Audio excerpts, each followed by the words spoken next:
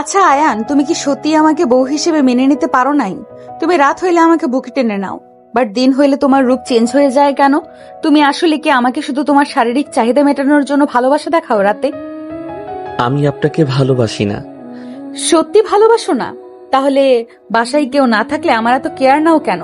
বিশেষ করে তুমি তোমার আম্মুর সামনে আমার সাথে বেশি খারাপ ব্যবহার করো, কিন্তু তোমার আম্মু না থাকলে তোমাকে আমার খুব আপন মনে হয়। আর যখন তোমার আম্মু থাকে তখন তোমাকে আমি চিনতে পারি না। কেন এমন করো আমার সাথে? ঘুমাবো, ঘুমাতে দেন, বিরক্ত করেন না। ভালো, ঘুমাও তুমি। আমার প্রশ্নের কোনো উত্তর দিতে হবে না। নদী আয়ানের বুকের উপর থেকে সরে নিচের বালিশে মাথা ঘুরে শুয়ে পড়ল। আয়ান নদীর দিকে তাকিয়ে থাকলো। আয়ান নদীকে ধরে জোর করে নিজের বুকের সাথে জড়িয়ে নিল। নদী নিজেকে আয়ানের বুক থেকে সরিয়ে নিতে লাগলো আর বলতে লাগলো, ছাড়ো আমাকে, আমি তোমার বুকে ঘুমাতে চাই না। এমন স্বামীর আমার কোনো দরকার নেই যে সবার সামনে আমাকে অপমান করবে আর রাত হইলে নিজের চাহিদার জন্য ভালো ব্যবহার করবে। দরকার নেই, ছাড়ো আমাকে। এই ভালোবাসার দরকার নেই।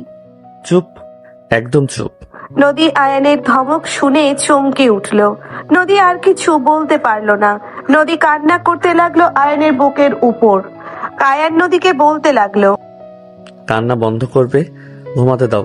সকালে কাজে যেতে হবে, কিন্তু সকালে উঠতে না পারলে আব্বু অনেক বকাঝকা করব। আমাকে ছাড়ো। নদী আয়ানকে সরিয়ে দিয়ে বালিশ নিয়ে নিচে শুয়ে পড়ল। নদী অনেকক্ষণ কান্না করতে করতে ঘুমিয়ে গেল।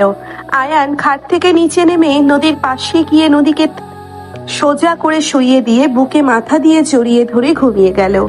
সকালে নদীর ঘুম ভাঙলে দেখে আয়ান ওর বুকের উপরে শুয়ে আছে। নদীর মুখে হাসি ফুটে উঠল। নদী আয়ানের কপালের চুল সরিয়ে দিয়ে কপালে চুমু দিল। আয়ান নড়ে উঠলে নদী ধাক্কা দিয়ে সরিয়ে দিল। আয়ান খাটের সাথে বাড়ি খেলো। আয়ান মাথায় হাত দিয়ে নদীর দিকে তাকাতেই নদী এসে ধরে বলল, আয়ান, আমি বুঝতে পারি নাই বাড়ি খাবে। চলো মাথায় পানি দেই। সরি, আমাকে ক্ষমা করে দাও। আমি সত্যিই বুঝতে পারি নাই তুমি খাটের সাথে বাড়ি খাবে।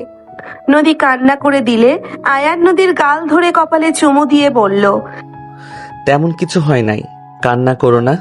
আয়ান কথাগুলো বলে উঠে ওয়াশরুমে চলে গেল। নদীর নিজের উপরে রাগ হতে লাগলো। নদী খাটে ঘুষি মারলে নিজের হাতে ব্যথা পেল। নদী ভাবতে লাগলো, কম জোরে লাগছে? উফ, মাথা খারাপ হয়ে গেছে। কতটা ব্যথা পেয়েছে, হয়তো পটস করে উঠেছে। নদীর নিজের ভেতরে গিল্টি ফিল হতে লাগলো।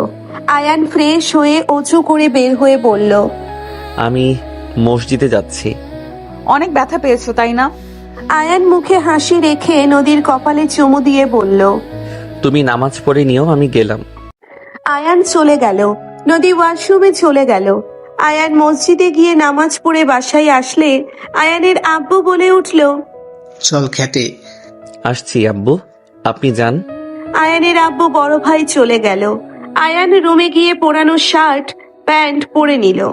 আয়ান বের হয়ে গেল। আয়ান ওর বড় ভাইয়ের সাথে কামলাদের সাথে ধান কাটতে লাগলো। আয়ানের আব্বু গাছের নিচে চেয়ারে পায়ের উপরে পা তুলে বসে থেকে পান খেতে লাগলো আর ধান কাটা দেখতে লাগলো। দুপুর হয়ে গেলে আয়ান গরমে ঘেমে অবস্থা খারাপ হয়ে গেল। আয়ান গামছা দিয়ে মুখ মুছতে লাগলো। বড় ভাই রাফি বলে উঠল, বিরক্তকর, ঢাকা চলে যাব। এইসব কাজ কি করা যায় নাকি? আব্বু যেতে দিলে তো, আর আমরা কাজ করে দিলে আব্বুর অনেক সুবিধা হয়। যত সব, আব্বুর কিপটামি যাবে না। আর দুইটাই কামলা নিলে তো হয়ে যায়। বাদ দাও। ক্ষুধা লেগে মাথা ব্যথা করা শুরু করেছে। আর অল্প আছে, আমি এইটা করে নিচ্ছি চাচার সাথে, তুমি যাও। ওকে, থাক, গেলাম। রাফি চলে যেতে নিলে আয়ানের আব্বু বলল, কিরে, কই যাস তুই? আব্বু ভাইয়া যাক, আর অল্প আছে, আমি আর চাচা করে নিতে পারবো। এই যা, তুইও কর, ওদের সাথে হাত চালা। তাহলে 20 মিনিটের কাজ 15 মিনিটে হয়ে যাবে।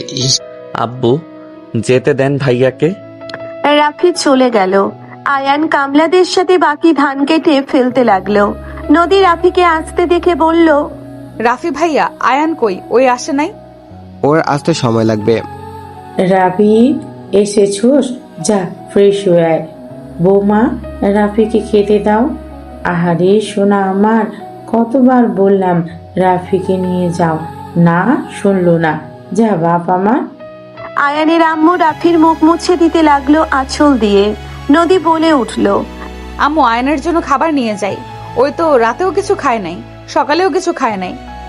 ওই চলে আসবে, ওর না খেয়ে থাকার অভ্যাস আছে। এখন যাওয়া লাগবে না, নিজের কাজ করো। তোমার শ্বশুর দেখলে রেগে যাবে। নদী আর কিছু বলতে পারলো না। নদীর মনটা অনেক খারাপ হতে লাগলো। নদী রুমে চলে গেল। রাফি গোসল করে আসলে রূপা রাফিকে খাবার দিতে লাগলো।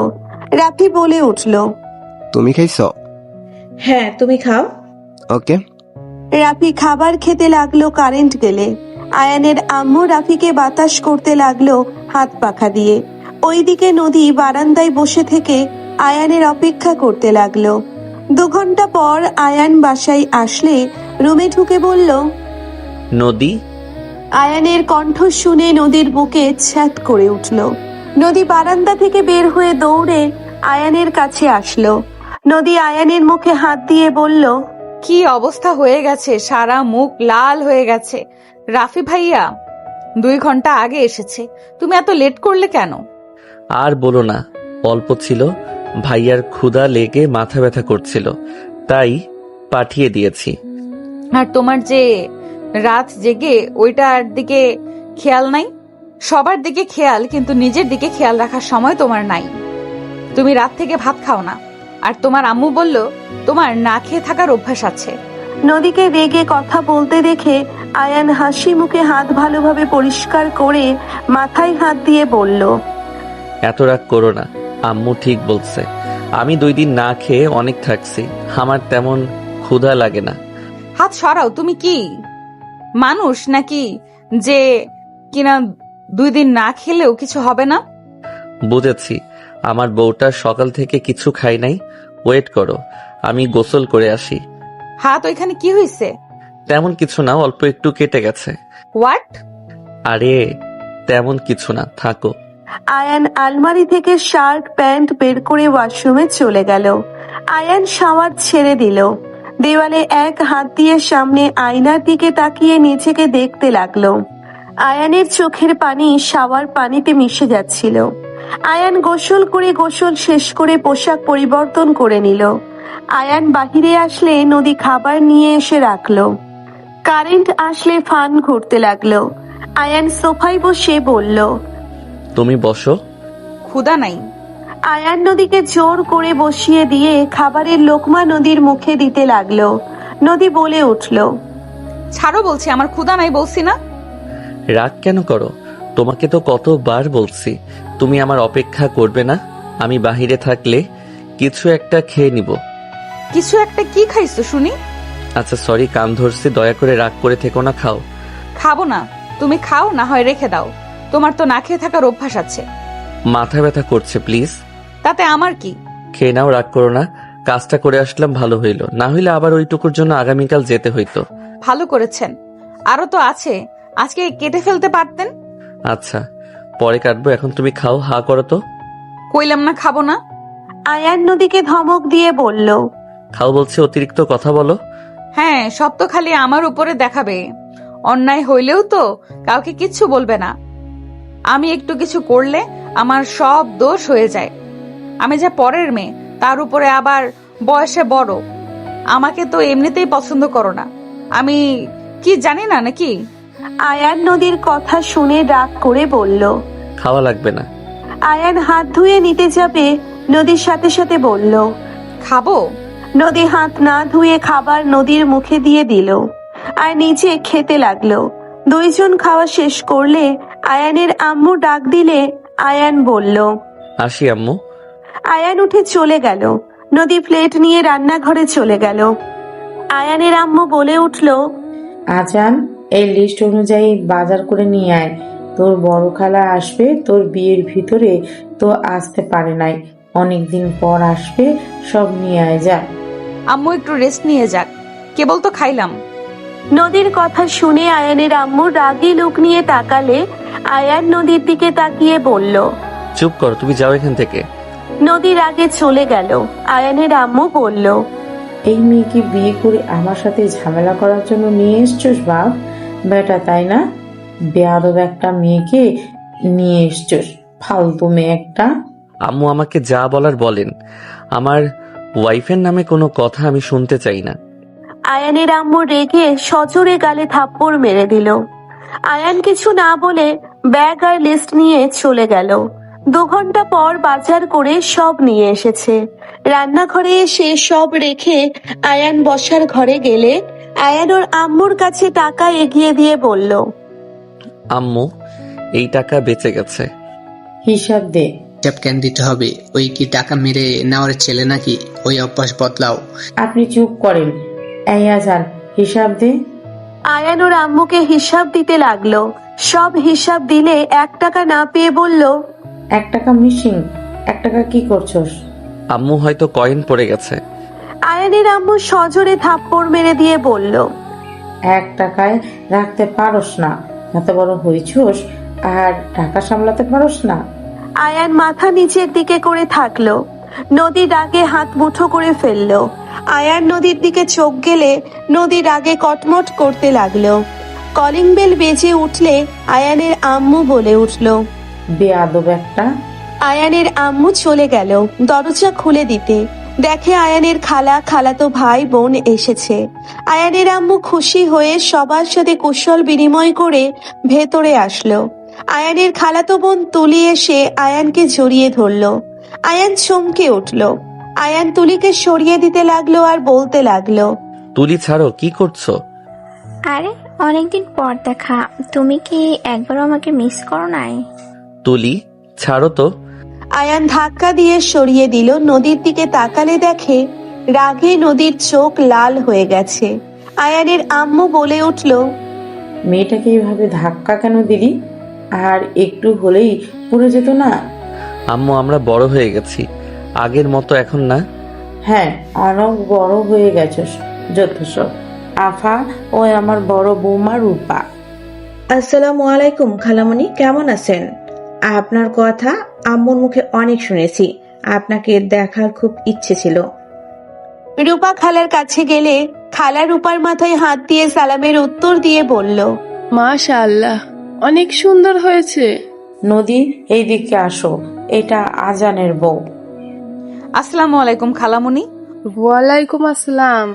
এটাই তাহলে সেই মেয়ে? এই মেয়ে, তোমাকে দেখতে তো বুড়ি বুড়ি লাগছে। তুমি কিভাবে আমার ভাগনাকে বিয়ে করলে? আমার ভাগনার বয়স 19, তোমার সাথে কি আমার ভাগনা যায়? খালার কথা শুনে নদীর চোখে পানি ছলছল করতে লাগলো। নদী মুখে হাসির রেখা টেনে কিছু বলবে, তখনই আয়ান নদীর পাশে দাঁড়িয়ে হাতে হাত রেখে বলল, খালামণি, তোমার চোখে মনে হয় সমস্যা হয়েছে। আমাদের বাজারে ভালো চোখে ডাক্তার আছে, আপনি চাইলে আমি আপনাকে নিয়ে যেতে পারি। আয়ানের কথা শুনে আয়ানের আব্বু রাফি মিটিমিটি হাসতে লাগলো। আয়ানের আম্মু খালার রাগে আয়ানের দিকে তাকালো। আয়ান হাসি দিয়ে বলল, খালামণি, যখন যান আমাকে বলেন। তাহলে এই ছেলেটাকে তো এই মেয়েটা এত বেয়াদব বানিয়েছে। আমাদের ভদ্র নম্র শান্ত ছেলেকে এমন বেয়াদব বানিয়েছে, তুই কিছু বলিস না? কি করব আফা বলো, ভাগ্য খারাপ হলে যা হয়। বাহিরে মানুষের সামনে মুখ দেখাতে লজ্জা লাগে। কতজন ট্রোল করে, সব কিছু শুনে না শোনার ভান করে আসতে হয়। দুলা ভাই, আপনার খেয়ে কাজ নাই? আমাদের এত ছোট ছেলেটাকে এমন বুড়ি মেয়ের সাথে বিয়ে দিয়ে আসলেন। কিছু মনে করো না, আসলে তোমার চোখের সমস্যা আছে। এখানে যতগুলো মেয়ে আছে তার থেকে আমার ছোট বৌমা সেরা, আর আমার বৌমার প্রশংসা পুরো গ্রামে আছে, বুঝলে? কথাগুলো বলে চলে গেল। খালা রাগে গজগজ করতে লাগলো। খালা বলে উঠল, এইভাবে তোর ছেলে আর স্বামীর কাছে অপমান করার জন্য নিয়ে এসেছস নাকি? খালামণির রাগ করেন না, বাদ দেন, চলেন রুমে চলেন। রূপা নিয়ে গেল। আয়ানের আম্মু চলে গেল। রাফি বলে উঠল, বাহ, সেই সুন্দর একটা জবাব দিয়েছস। মাথা খাওয়ার মেশিন আসলো, বউ নিয়ে ফলাবো। রাফি চলে গেল রুমে। নদী আয়ানের হাত সরিয়ে দিয়ে রুমে চলে গেল। আয়ান নদীর পিছন পিছন গেল। নদী খাটের উপরে উপুর হয়ে শুয়ে থেকে কান্না করতে লাগলো। আয়ান নদীর কাঁধে হাত দিয়ে বলল, নদী, তুমি খালামণির কথায় কিছু মনে করো না, ওনার মুখে কোনো কথাই আটকায় না। উনি তো ঠিকই বলেছে। আমি কেন তোমাকে বিয়ে করলাম? তুমি আমার 5 বছরের ছোট। আমি তোমাকে কিভাবে পারলাম বিয়ে করতে? আব্বু আম্মুকে আমি বারবার বলেছিলাম আমাকে বিয়ে দিও না, আমি এই বিয়ে করব না, আমি নিজের পায়ে দাঁড়াতে চাই, কিন্তু আমার কথা শুনলো না, আমাকে জোর করে তোমার সাথে বিয়ে দিল। নদী, কান্না করো না প্লিজ। তুমি কান্না করলে আমার কষ্ট হয়, কেন বোঝো না? চুপ করো, আমার কষ্টে তোমার কিছু যায় আসে না, তুমি আমাকে ছেড়ে দাও। নদীর কথা শুনে আয়ানের রাগ উঠে গেল। আয়ান নদীকে থাপ্পড় মারতে হাত তুলল। আয়ান নিজের হাত শক্ত করে নিচে নামিয়ে নিল। নদী বলল, মারো, মারা বাদ কেন দিলে, মারো। আয়ানের হাত ধরতে আয়ান নদীর হাত এক ঝটকায় সরিয়ে দিয়ে বারান্দায় চলে গেল। আয়ান দোলনায় বসে থেকে বাহিরের দিকে তাকিয়ে থাকতে লাগলো। নদী কান্না করতে করতে ঘুমিয়ে গেল। বিকালের দিকে নদী উঠে ফ্রেশ হয়ে বসার ঘরে গেল। খালা নদীকে দেখে বলল, বউ, আমার জন্য চা বানিয়ে নিয়ে আসো তো। নদী কিছু না বলে রান্নাঘরে চলে গেল। সবার জন্য চা বানালো। রূপা সবাইকে চা নিয়ে গিয়ে দিল। নদী আন মনে দাঁড়িয়ে থাকলো। রূপা হালকা করে ধাক্কা দিয়ে বলল, এত কি ভাবো, ডাকি কানে শোনো না? জি ভাবি, কিছু বলবেন? তোমার জন্য আমার মায়া লাগে। তোমার জামাইটাও তোমাকে সহ্য করতে পারে না, আবার শ্বশুর বাড়ির একটা লোকও তোমাকে দেখতে পারে না। তোমার জায়গায় আমি থাকলে কবে চলে যেতাম। নদী কিছু বলল না। রূপা বলে উঠল, চলো দুজন রান্না বসিয়ে দেই, আম্মু আবার হুঙ্কার দিবে। নদী রূপার সাথে মিলে রান্না করতে লাগলো। রূপা নানা ধরনের চিন্তা নদীর মাথায় দিতে লাগলো। নদী রাগে ফুঁসতে লাগলো আর ভাবতে লাগলো, ঠিক, এখানে আমি কেন এভাবে পড়ে থাকবো? একটা কাপুরুষকে বিয়ে করেছি, এত অপমান এত অবহেলা পাওয়ার পর কাউকে কিছু বলে না, লজ্জা শরম বলে তো কিছুই নাই।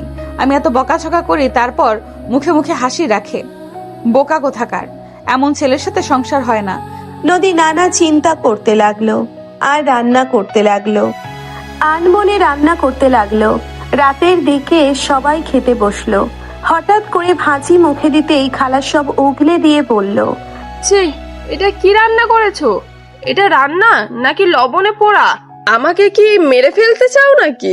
খালামণি, আমি বুঝতে পারি নাই এত লবণ হয়ে যাবে। আফা, অন্যটা নিয়ে খাও, ওর এমনিতে রান্না ভালোই, খারাপ না। মাঝে মাঝে মানুষের ভুল হয়ে যেতে পারে। তুই সব নষ্টের মূল। বউদের তো ছাড় দেওয়া লাগে না। খালামণি, এটা দিয়ে খান। খালা সবকিছু অল্প অল্প করে নিতে লাগলো। সব খাবারের ভেতরে সমস্যা। খালা রেগে হাত ধুয়ে বলল, আসলে তোর ছেলের বউ সব ইচ্ছে করে করছে, আমাকে মারার জন্য। আমার পছন্দের খাবারে এত ঝাল দিয়েছে, সবকিছু ইচ্ছে করে দিয়েছে। আমি বুড়ি বলেছি, তাই প্রতিশোধ নিচ্ছে।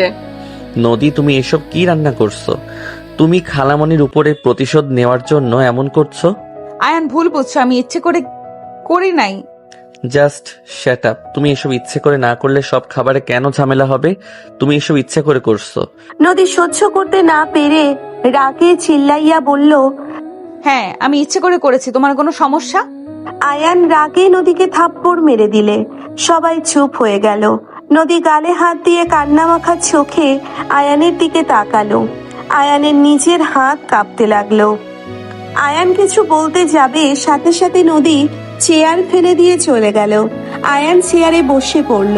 আয়ানের আব্বু বলল, এইভাবে সবার সামনে বৌমাকে থাপ্পড় না মারলেও পারতি।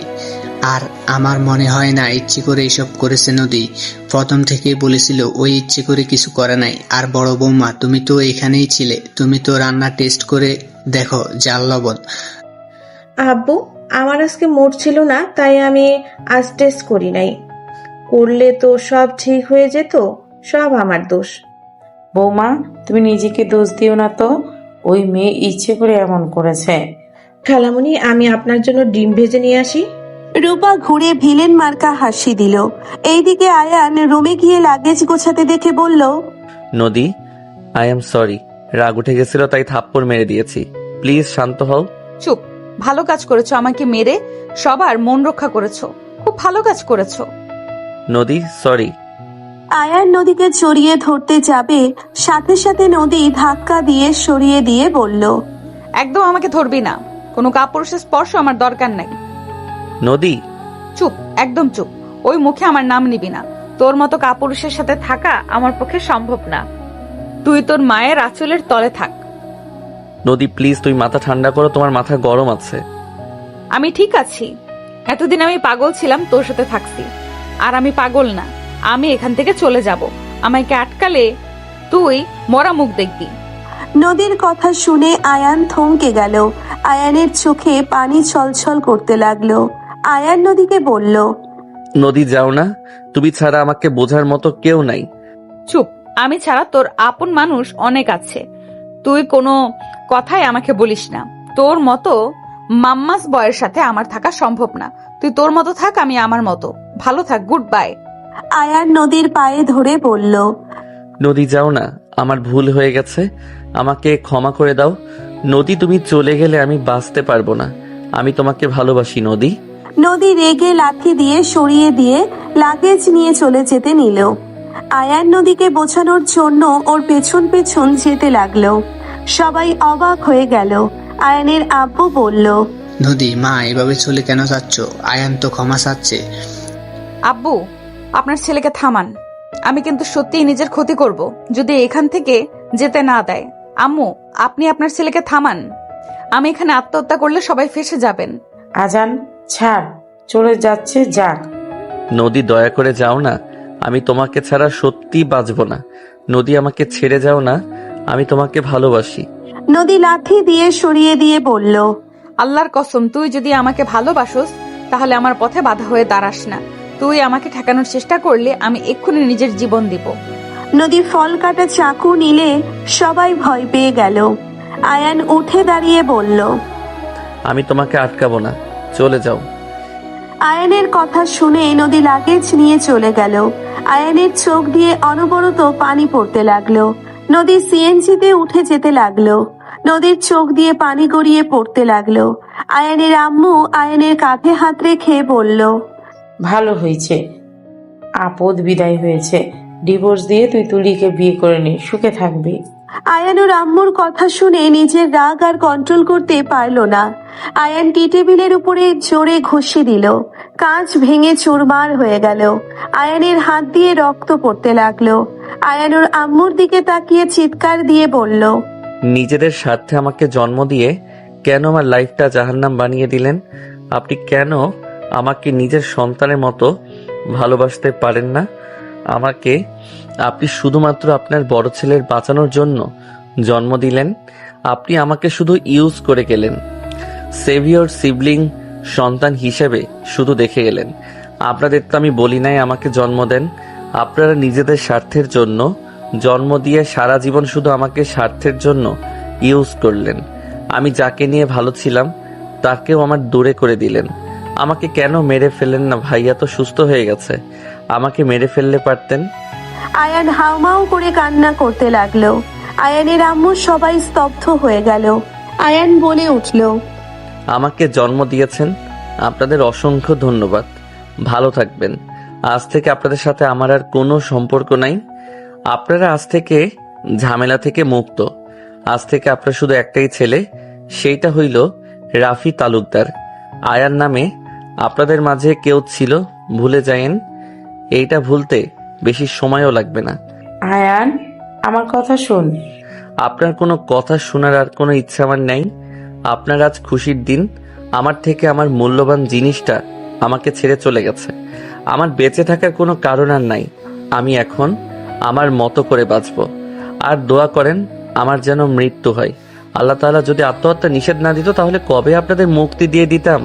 আয়ান কথাগুলো বলে বের হয়ে গেল। আয়ানের আম্মু রাফি থামাতে গেলে আয়ান ধাক্কা দিয়ে সরিয়ে দিয়ে চলে গেল। আয়ানের আব্বুর দিকে তাকালো। আয়ানের আম্মু এসে বলল, এভাবে বসে কেন আছো? ওকে আটকাও না। না মানে? আয়ানের আব্বু রেগে থাপ্পড় মেরে দিয়ে বলল, তোর গালে যদি আগেই থাপ্পড় মারতাম তাহলে আজ আমার ছেলেকে এইভাবে চলে যেতে হইতো না। তুই মা নামে কলঙ্ক। এক সন্তানের জন্য আরেক সন্তানকে মানুষ হিসেবে ভাবতে পারস নাই।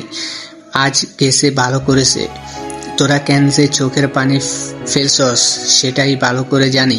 বিনা বেতনে কাজ করার কাজের লোক গেল দেখে তোদের লাগছে। আয়ানের আব্বু কথাগুলো বলে চলে গেল। 4 বছর পর আয়ান অফিসে বসে আছে। রাইসা এসে বলল, ম্যাম চলে এসেছে, চলেন। আর ম্যাম অনেক রাগী, সাবধানে থাকবেন, যা বলে তাই শোনেন। কাজে কোনো ভুল করেনি না, উনি কাজের ভুল মেনে নিতে পারে না। আমি চেষ্টা করব। আপনাকে আমি ভয় দেখাচ্ছি না। আমি শুনেছি ওনার ভয় অনেকেই চাকরি ছেড়ে দিয়েছে। অল্প ভয় লাগছে, বাট আশা করি আমি আমার দায়িত্ব পালন করতে পারবো। গুড। আপনার বেতন এই মাসে কম দেওয়া হবে, আপনার কাজ পছন্দ হলে বাড়িয়ে দিবে। জি। আয়ান রাইসার সাথে গেল। রাইসা অনুমতি নিয়ে প্রবেশ করলো। আয়ান মাথা নিচের দিকে করে সামনে গেল। রাইসা বলে উঠল, ম্যাম উনি আপনার জন্য অপেক্ষা করছিল। আসসালামু আলাইকুম ম্যাম। আয়ানের সালাম শুনে নদীর বুকের ভেতর কেঁপে উঠল। নদী ফাইল থেকে মুখ তুলে বলল, ওয়ালাইকুম সালাম। আয়ান কণ্ঠটাও শুনে সামনে তাকাতেই চমকে উঠল।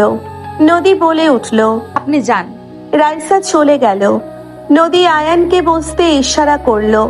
আয়ান চেয়ার টেনে বসে বলল, কেমন আছো? সরি ম্যাম, এইটা অফিস। ও সরি, আপনি তো সব কাজ বুঝে নিয়েছেন তো নাকি? জি ম্যাম। আপনাকে একটা কথা বলবো। জি ম্যাম বলেন। আপনি জব কেন করতে চাচ্ছেন? আপনাদের তো কোনো কিছুর অভাব নাই। ম্যাম আমি ব্যক্তিগত কথা বলা পছন্দ করি না। আপনার অ্যাসিস্ট্যান্ট দরকার, আমার চাকরি দরকার, তাই এখানে আমি। সরি, আপনি আজ থেকে তাহলে জয়েন হয়ে যান, আপনার জায়গা ওইখানে। নদীর কথা মতো আয়ান নিজের কাজের জায়গায় গিয়ে বসলো। নদী বলে দেওয়া মতো কাজ করতে লাগলো। আয়ান নদীর দিকে আর একবারও না তাকিয়ে কাজ করতে লাগলো। নদী আড়াই চোখে আয়ানকে দেখতে লাগলো। চোখের কোণায় পানি চলে আসলে মুছে নিজের কাজ করতে লাগলো। আয়ান কাজ শেষ করে নদীর কাছে জমা দিয়ে দিল। নদী বলে উঠল, আপনার কাজের ক্ষমতা অনেক ভালো। ধন্যবাদ ম্যাম। আয়ানকে আর একটা কাজ দিলে আয়ান নিজের কাজ করতে লাগলো। দুপুরের দিকে আয়ান কাজ শেষ করতে নদী কিছু বলবে তখনই কেবিনের ভেতরে একটাও বাচ্চা মেয়ে আম্মু আম্মু বলে ভেতরে ঢুকলো। আয়ান পিছনে ঘুরে তাকালো। আয়ানকে দেখে নদীর বোন তমা বলল, আয়ান তুমি? আসসালামু আলাইকুম আপু, কেমন আছেন? ওয়ালাইকুম আসসালাম, আলহামদুলিল্লাহ। তুমি কেমন আছো? আর তুমি এখানে? আমার নতুন অ্যাসিস্ট্যান্ট। ওই তোমার অ্যাসিস্ট্যান্ট? হুম। নদী বাচ্চাটাকে টেবিলের উপরে বসিয়ে দিলে বাচ্চাটা বলে উঠল, আম্মু আমি না তোমাকে অনেক মিস করছি। আম্মু তুমি আমাকে একবার কল কেন দাও না? তুমি জানো আমি তোমাকে কত মিস করেছি তোমাকে। সরি বাবা, তুমি তো নানুর সাথে ঘুরতে গেছিলে, তাই আমি ভাবলাম থাক, ডিস্টার্ব না করাই ভালো হবে। আমার পুচকুটাই ঘুরতে গেছে। নদীর কথা শুনে মেয়েটা হাসি দিয়ে বলল, আম্মু আমি তো তোমার কলে ডিস্টার্ব হই না। সরি বাবা, আর এমন হবে না, একটু কাজে ব্যস্ত আছি। নদীর কথা শুনে মেয়েটা নদীর মাথায় হাত দিয়ে বলল, অনেক কষ্ট হচ্ছে তোমার আম্মু, তুমি কষ্ট পাও না, তোমার মাথায় আদর করে দিচ্ছি। আয়ান অবাক হয়ে গেল। আয়ান বলে উঠল, এই বাচ্চা কার? আপুর। উনি বিয়ে করছে? তমা কিছু বলতে যাবে সাথে সাথে নদী থামিয়ে দিয়ে বলল, মাশাআল্লাহ, আমি কি বাবুটাকে কোলে নিতে পারবো? আর আমি তো আপনাকে ডিভোর্স দেই নাই, আপনি আরেকটা বিয়ে কিভাবে করলেন? আপনি তো আমাকে বলতে পারতেন, তাহলে আমি ডিভোর্স দিয়ে দিতাম। ওইটা কোনো ব্যাপার না, এখন চাইলে দেওয়া যাবে। আপনারা তো জিনা করছেন। জ্ঞান কম দেন। আয়ান আর কিছু বলল না। আয়ান বাবুটার দিকে তাকিয়ে থাকলে তমা বলে উঠল, আম্মু এই আঙ্কেলের সাথে পরিচয় হও। নদী মেয়েটাকে নামিয়ে দিলে মেয়েটা আয়ানের সামনে গিয়ে বলল, আসসালামু আলাইকুম আঙ্কেল, আমি আয়রা। আয়রা হাত বাড়িয়ে দিলে আয়ান খুশি হয়ে আয়রার হাতে চুমু দিয়ে বলল, ওয়ালাইকুম আসসালাম, আমি আয়ান। আয়রা আয়ানের কথা শুনে বলল, আপনার নামটা অনেক সুন্দর। আয়ান আয়রাকে কোলে তুলে নিয়ে পায়ের উপরে বসিয়ে দিয়ে বলল, আপনার নামটা অনেক সুন্দর, আপনি জানেন আমার নাম আর আপনার নামের মিল আছে? আয়ানের কথা শুনে আয়রা অবাক হয়ে তাকিয়ে বলে। কিভাবে? আয়ান হেসে বলল। আমার প্রথম অক্ষর আয়, তোমারও আছে আয়। দুইজন কথা বলতে লাগলো। নদী তমা দুইজনকে দেখতে লাগলো। নদী খাবার প্লেটে বেড়ে বলল। আয়রা আসো, খেয়ে নিবে। আপু তুমি খাও, আজ সেই অনেক কিছু খেয়েছে। আম্মু জোর করে খাওয়াতে গেলে বমি করছে। বাহিরের খাবার খাওয়াতে না করেছিলাম। তোমার মেয়ে শোনে নাকি? আয়রা বাসায় চলে যায়। থাক না, আয়রা অফিস ছুটি হইলে ম্যামের সাথে চলে যাবে। না, বাসায় নিয়ে যায়। ওই অনেক দুষ্টু, ওকে সামলানো যাবে না। রেখে যাও না, আমি সামলে নিব। না, ওই যাক, ওর আব্বু এসে না পেলে রাগারাগি করবে। ও, আয়রা বলে উঠল। আমার আব্বু কে আম্মু? আয়রার কথা শুনে তমা তাড়াতাড়ি করে ওকে নিয়ে চলে গেল। আয়ান নদীর দিকে তাকিয়ে বলল। আয়রা কি বলল? ওই মাঝে মাঝে উল্টোপাল্টা কথা বলে। ও, খাবার খেয়ে নেন। সমস্যা নাই। আমার ক্ষুধা নাই, আমার না খেয়ে থাকার অভ্যাস আছে। এই তো বলবেন নাকি? ওই আর কি। ক্যান্টিনে যান, খাবার খেয়ে আসেন, এখানে একবেলা খাবার ফ্রি। ও, যান। সমস্যা নাই, আমি খাবার নিয়ে এসেছি। আয়ান ব্যাগ থেকে টিফিন বক্স বের করে খাবার খেতে লাগলো। নদী অবাক হয়ে বলল। আপনি তো ডিম ভাজি পছন্দ করেন না, আপনাকে ডিম ভাজি দিয়ে ভাত কে দিয়েছে? আমি সব পছন্দ করি। নদী উঠে ওর প্লেটের খাবার আয়ানকে দিয়ে ওর টিফিন নিয়ে বলল। আপনি এটা খান। ম্যাম, আমার টিফিন বক্স দেন, আমি এসব খাই না। ডিম ভাজি আমার পছন্দের খাবার। চুপচাপ খাও।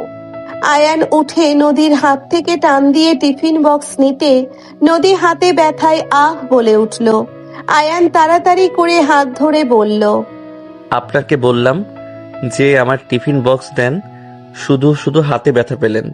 হাত ছাড়েন। ও সরি, আপনি তো অন্য কারো ওয়াইফ। আয়ান হাত সরিয়ে টিফিন বক্সের খাবার খেতে লাগলো। নদী খাবার না খেয়ে প্লেটের খাবার সব ডাস্টবিনে ফেলে দিল। আয়ান বলে উঠল। খাওয়া বাদ দিয়ে এটা কি করলেন? ক্ষুধা নাই। নদী কথাগুলো বলে নিজের চেয়ারে বসে পড়ল। আয়ান মনে মনে বলতে লাগলো। আগের মতো ব্যবহার করার মানে বুঝলাম না। নদী কাজ করতে লাগলো। আয়ান বলে উঠল। ম্যাম, না খেয়ে থাকবেন নাকি? আপনি খান, আমার দিকে তাকানোর দরকার নেই। আপনি এইটা খান না, আপনি এইটা খান। না খেয়ে কাজ করলে উল্টাপাল্টা করবেন। না খেয়ে অভ্যাস আছে, কেউ আমাকে শিখিয়েছিল না খেয়ে থাকা। দেখেন, খেয়ে নেন, আপনার উপরে জোর খাটানোর অধিকার তো আর আমার নাই। আয়ান নদীর সামনে খাবারের টিফিন বক্স রেখে নিজের জায়গায় গিয়ে বসলো। নদী অনেকক্ষণ আয়ানের দিকে তাকিয়ে থাকলো। নদী কাউকে ফোন দিয়ে বিরিয়ানি অর্ডার দিয়ে দিল। কিছুক্ষণ পর বিরিয়ানি আসলে নদী আয়ানের টেবিলে দিতে ইশারা করলে লোকটা বিরিয়ানি দিয়ে চলে গেল। আয়ান নদীর দিকে তাকালে দেখে নদী ডিম ভাজি দিয়ে ভাত খাচ্ছে। আয়ান নদীর দিকে তাকিয়ে বলল। বিরিয়ানি আমি খাই না। বাজে কথা বন্ধ করেন। কে কি খায় ভালোভাবে আমার জানা আছে। আপনি অর্ধেক নেন, আমি এত খেতে পারবো না। খাবো না, এগুলো ভালো লাগছে। নদী খাওয়া শেষ করে পানি খেতে লাগলো। আয়ানের ক্ষুধা লাগলে আয়ান খেতে লাগলো। নদী আয়ানের দিকে তাকিয়ে ভাবতে লাগলো। আগের মতোই আছো, তোমার চোখে এই ঝলমলে দেখতে আমার অনেক ভালো লাগতো, যা কখনোই তুমি বোঝো নাই। তুমি সবাইকে হ্যাপি করতে গিয়ে তুমি নিজেই নিজেকে কষ্ট দিতে, যেটা আমার লাগতো। আমি তোমাকে সব সময় হাসি খুশি দেখতে চাইছি, কিন্তু তুমি কখনোই আমাকে বোঝো নাই আমি কি চাই না চাই। নদীর চোখ দিয়ে পানি গড়িয়ে আসতে নদী তাড়াতাড়ি করে চোখ মুছে নিল। আয়ান খাওয়া শেষ করলে আয়ান নদীর দিকে তাকিয়ে বলল। ধন্যবাদ ম্যাম। ওয়েলকাম। এখন ঝটপট কাজ করেন। জি ম্যাম। আয়ান কাজ করতে লাগলো। 8টায় ছুটি হলে আয়ান অফিস থেকে বের হলো। নদী গাড়ি নিয়ে ওর সামনে দিয়ে চলে গেল। আয়ান হেঁটে যেতে লাগলো। আয়ান হেঁটে বস্তিতে চলে গেল। আয়ান রুমে গিয়ে ক্লান্ত শরীর চৌকির উপরে ছেড়ে দিল। আয়ান ভাবতে লাগলো। আচ্ছা, এটা কিভাবে সম্ভব? ওই বাচ্চা মেয়েটা নদী আর তার হাজবেন্ডের সন্তান হইলে তাহলে ওর হাজবেন্ডের মতো হবে, কিন্তু ওই বাচ্চা আমার মতো কেন হবে? ওর হাত পা, ওর ভঙ্গি আমার মতো কেন? আবার আমার মতো ঠোঁট। আয়ানের মাথা খারাপ হয়ে যেতে লাগলো। আয়ান ভাবতে ভাবতে লাফ দিয়ে উঠে ফ্রেশ হয়ে পোশাক চেঞ্জ করে, টিফিন আর সব ধুয়ে রান্না তুলে দিল। রান্না শেষ করে ফ্রেশ হয়ে খেয়ে কিছুক্ষণ হাঁটাহাঁটি করে ঘুমিয়ে গেল। ওইদিকে তমা নদীকে বলতে লাগলো, আয়ানকে মিথ্যা কেন বলবে? আয়রা তো আয়ানের মেয়ে, তুমি ওকে মিথ্যা কেন বললে? আমি চাই না ওই জানুক আয়রা ওর সন্তান। ওই জানলে আমার সন্তান আমার থেকে কেড়ে নিবে। ওর তো অধিকার আছে মেয়ের কাছে থাকার। আপু, তুমি আয়ানকে দেখেছো? ওকে দেখে পুরো মনে হচ্ছিল কবে থেকে খায় না। ওর ফ্যামিলি আসলেই জঘন্য। ওকে দিয়ে চাকরি করতে দিয়েছে, এত সম্প্রীতি খামার কি নাই ওদের? কোনো কিছুর কি কমতি আছে যে আবার জব করতে পাঠাতে হবে? জানোস ওই আজ কি নিয়ে এসেছিল খাওয়ার জন্য? কি? ডিম ভাজি, যেটা দেখলে ওই বমি করে দিত। ডিম সহ্য করতে পারতো না। আর সেই ছেলে কিনা ডিম নিয়ে এসেছিল।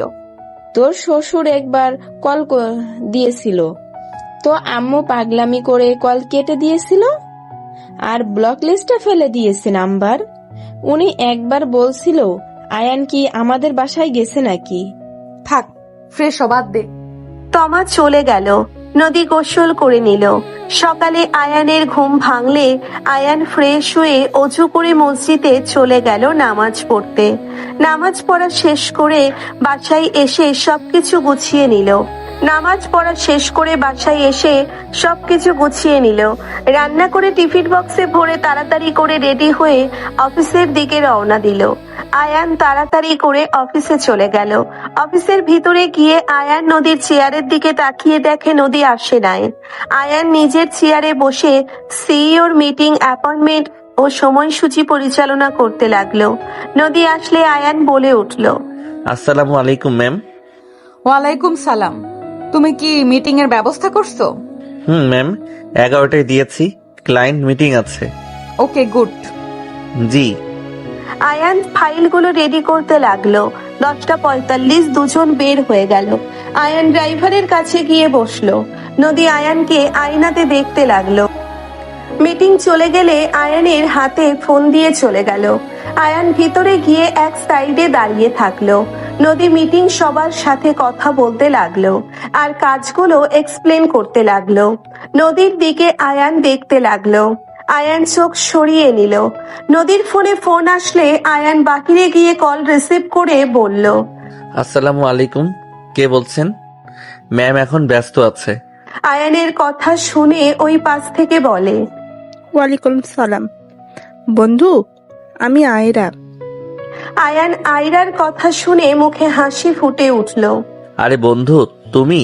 আমি তো ভাবছি কে না কে। আয়ান বলে উঠল। আয়ান আয়রার সাথে কথা বলতে লাগলো। আয়ান হাসি মুখে আয়রার সাথে গল্প করতে লাগলো।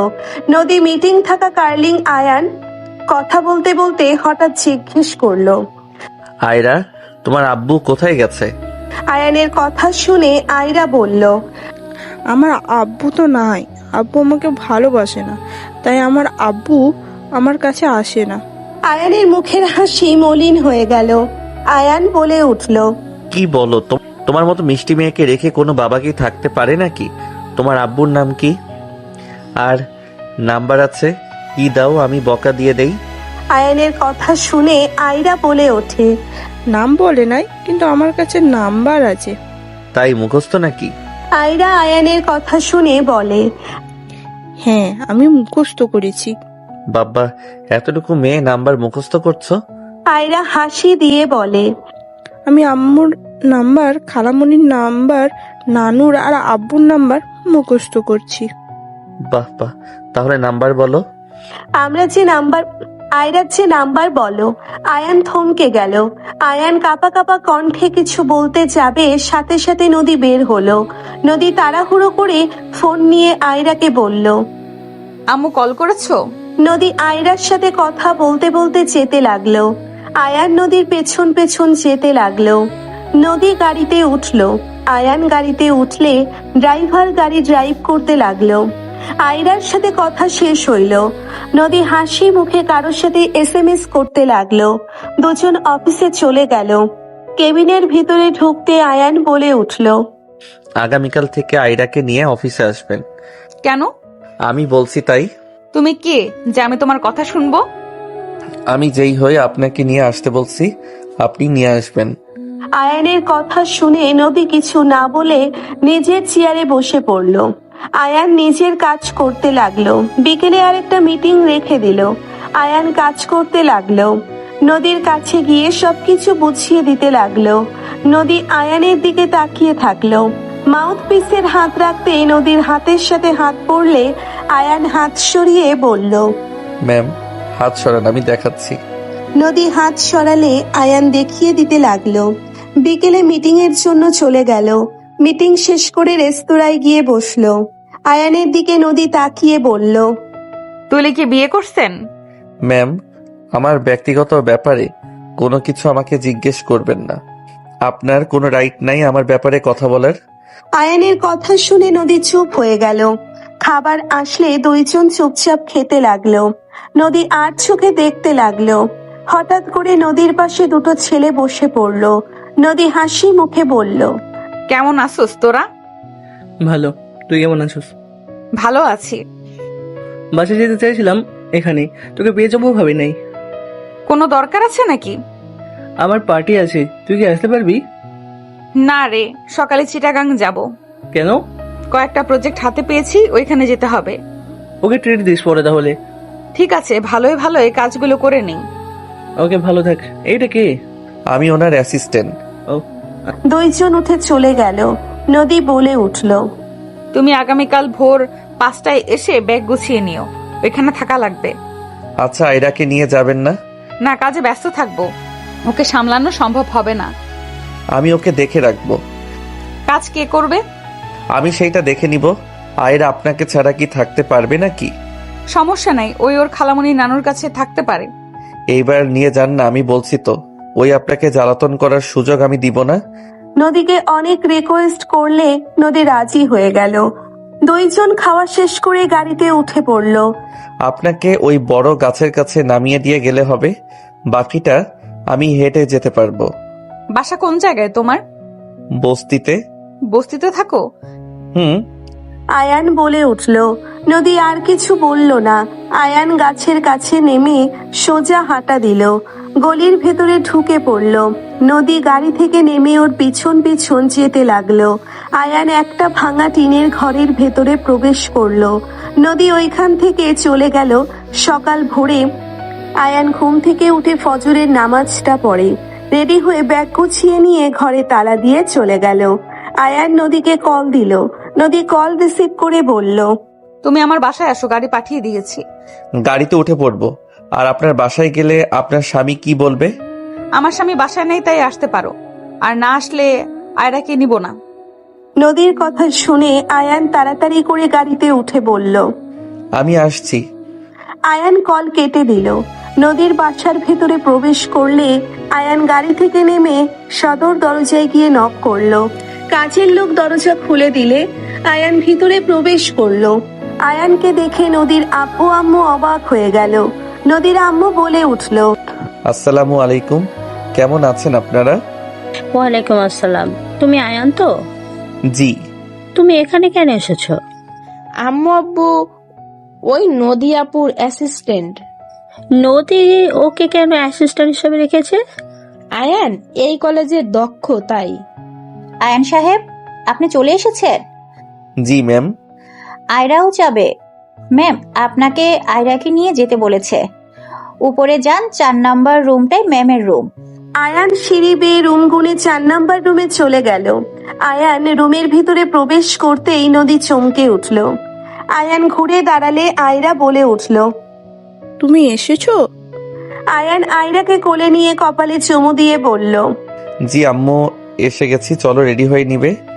আয়রাকে কোলে নিয়ে ওয়াশরুমে গিয়ে গোসল করে দিয়ে তোয়ালে দিয়ে পেঁচিয়ে রুমে নিয়ে গেল। নদী ভ্রুকুচকে তাকিয়ে বলল, কত ফাজিল মাইয়া, বাপকে পেয়ে এখন দুষ্টুমি করতে ভুলে গেছে। তাহলে ও আমার মেয়ে নিজের মুখে স্বীকার করলেন? না মানে ভুলে বলে ফেলেছি, তোমার মেয়ে না। আপনার মুখে এক্সকিউজ শোনার কোনো ইচ্ছে আমার নাই। কার মেয়ে সেটা জানার দরকার নাই। আয়ান আয়ান রাগী কণ্ঠে কথাগুলো বলে আয়রাকে ভালোভাবে মুছে দিয়ে পোশাক পরিয়ে দিয়ে রেডি করে নিচে নিয়ে গেল। নদীর আম্মু বলে উঠল, আয়রাকে কেন নিয়ে যেতে হবে? ও তো সারা জীবন আমার কাছেই থেকেছে। আমি ওর খেয়াল রাখতে পারবো আন্টি। আপনি তো অনেক রাখলেন, এখন না হয় আমি একটু রাখলাম। যে কয়েকদিন থাকি ওই আমার কাছে থাক। নদী, তুই কেন ওকে নিয়ে যাচ্ছিস? আম্মু ঝামেলা করো না তো। নদী লাগেজ নিয়ে বের হলো, গাড়িতে তুলে দিল। আয়ান আয়রাকে নিয়ে বসে পড়লো। রাইসা নদী একসাথে বসলো। আয়রার সাথে আয়ান সারা রাস্তায় মজা করতে লাগলো। ট্রেনে উঠে পড়লো। দুপুরের খাবার খাওয়ার সময় আয়ান আয়রাকে খাবার দিতে লাগলো আর নিজে খেতে লাগলো। রাইসা বলে উঠলো, আয়ান, আপনি তো দেখি অনেক ভালো বাচ্চা সামলাতে পারেন। আপনার যে বউ হবে সে অনেক লাকি হবে। তাকে কিছুই করা লাগবে না, সব আপনি করে দিতে পারবেন। রাইসার কথা শুনে নদী আয়ানের দিকে তাকালো। আয়ান হাসি মুখে বলল, আমার সাথে কেউ কখনোই ভালো থাকে না, তাই কেউ আমার সাথে থাকে না। আর বউ, সে কখনোই আমার সাথে সুখী ছিল না। মানে আপনি কি বিবাহিত নাকি? হুম।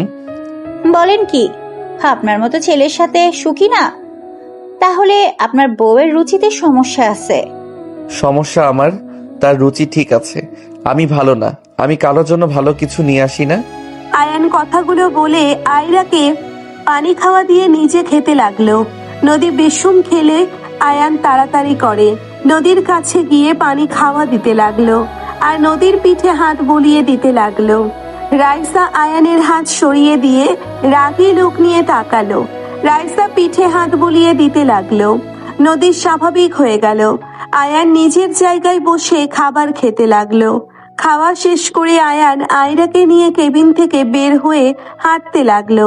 আয়রা ঘুমিয়ে গেলে আয়ান কেবিনে বসে বলল, আয়রা ঘুমিয়ে গেছে। আমার কাছে দাও। আয়রাকে নদীর কোলে দিতে নদীর বুকে হাত লাগলে নদী কেঁপে উঠল। আয়ান তাড়াতাড়ি করে হাত সরিয়ে নিয়ে নিচের সিটে গিয়ে বসে পড়ল। আয়ান বাহিরের দিকে তাকিয়ে থাকলো। আয়ানের ফোন বেজে উঠলে আয়ান কল রিসিভ করে বলল, কি ব্যাপার, অনলাইনে আসো নাই কেন? আমি তোমাদের এলাকায় যাচ্ছি। কি বলো? হ্যাঁ, ম্যামের সাথে যেতে হচ্ছে। তাহলে তো আমার সাথে দেখা করতে পারবে। তুমি কোথায় উঠবে বলো, আমি তোমাকে নিয়ে আসবো। দূর, কি বলো? আমি যাই গিয়ে তোমাকে জানাবো, বাট তোমার বাসায় যেতে পারবো না। এমনি দেখা করতে পারি, রাকিবের সাথে দেখা করব। আমার বাসায় আসলে কি আমি জোর করে তোমাকে বিয়ে করব নাকি? আয়ান হেসে দিয়ে বলল, আরে তা বলছি না। জোর করে কেন বিয়ে করবে? আমি সিঙ্গেল লাইফে ভালো আছি, বিয়ের ভিতরে আমি নাই।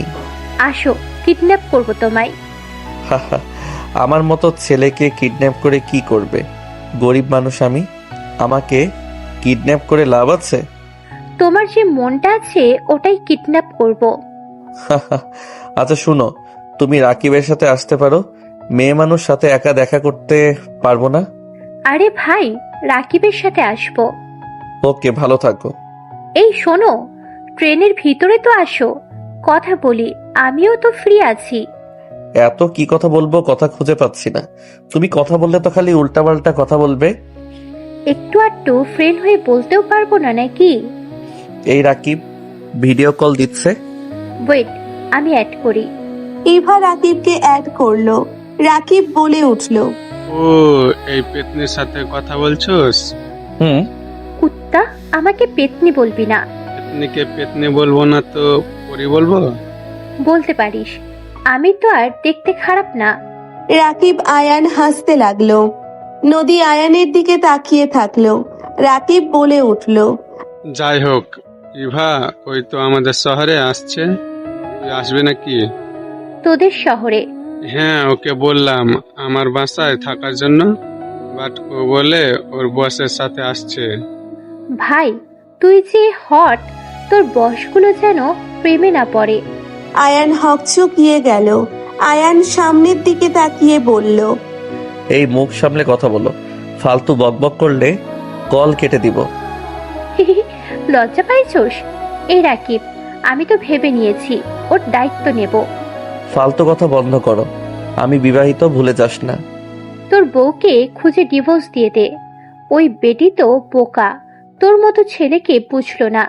শোন, ডিভোর্স দিয়ে আমার কাছে চলে আয়।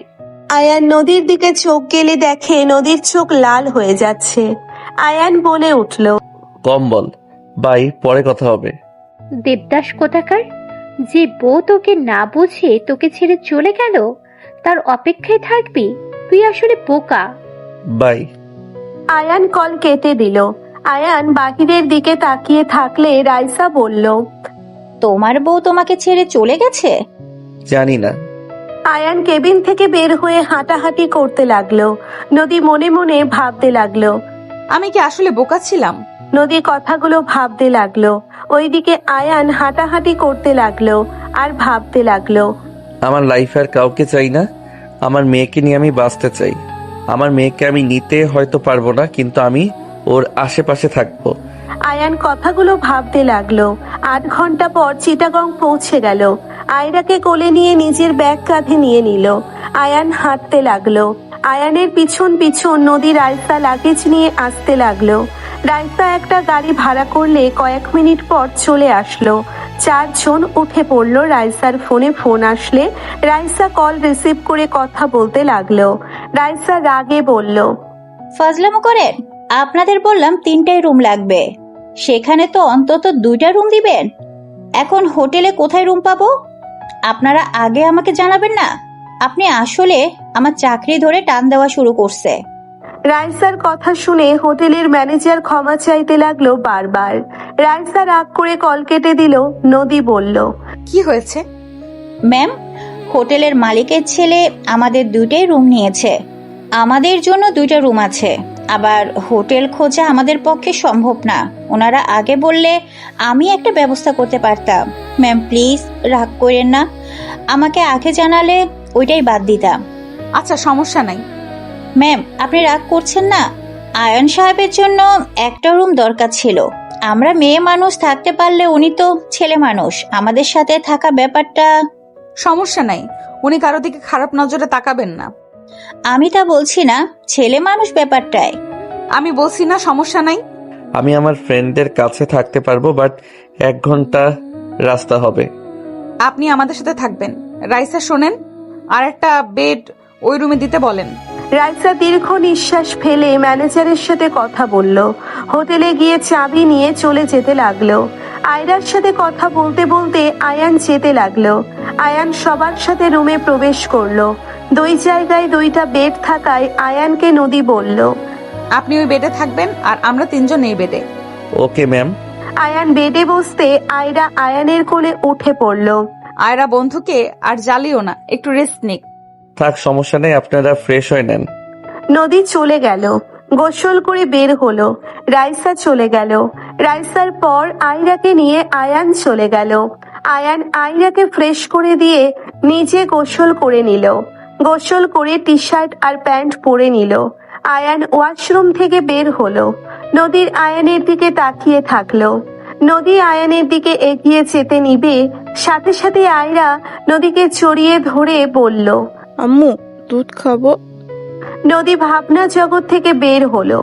আয়ান আয়রাকে কোলে নিয়ে বেডে বসে পড়ল। আয়ান বলে উঠল, আমি একটু বের হব, আপনি ওকে খাওয়াই দেন, ওকে নিয়ে যাব। তোমার বন্ধুদের সাথে দেখা করতে যাবে নাকি? জি। ওই মেয়ের সাথে তোমার কিসের সম্পর্ক? ম্যাম, আমার ব্যক্তিগত ব্যাপারে জিজ্ঞেস করতে না করছি। ব্যক্তিগত থাকছে না। ইভা মেয়েটার সাথে তোমার কিভাবে পরিচয় হইলো? ম্যাম। নদী রাগে লোক নিয়ে তাকাতে রাইসা চুপ হয়ে গেল। আয়ান বলে উঠল, আপনার অফিসে জব করে দেখিয়ে আমার পার্সোনাল ব্যাপারে নাক গলাবেন, এই রাইট আমি আপনাকে দেই নাই। নদী রেগে গেল। আয়রাকে দুধ খাওয়ানো বাদ দিয়ে দূরে রাখলে আয়রা কান্না করতে লাগলো। আয়ান বলে উঠল, কি করছেন? ওকে খাওয়ানো বাদ দিয়ে কান্না কেন করাচ্ছেন? আমার মেয়ের আর আমার পার্সোনাল ব্যাপার, আপনি আমাদের মাঝে ঢুকবেন না। আমার মেয়ে কান্না করছে, আমি বুঝে নিব। নদী, এই ছেলে, আপনার সাহস তো কম না, ম্যামকে নাম ধরে ডাক দেন। আমি আপনার বস হই, আপনি আমার নাম ধরে ডাক দেওয়ার সাহস কিভাবে হয়? আয়রাকে খাওয়ান বলছি। খাওয়াবো না। এই সর, ক্লান্ত লাগছে, ঘুমাবো, সকালে বের হতে হবে। আয়রা কান্না করে বারবার নদীর শাড়ি সরিয়ে খেতে দিলে আয়রা কান্না করে বারবার নদীর শাড়ি সরিয়ে খেতে যেতে নিলে নদী ধাক্কা দিয়ে সরিয়ে দিল।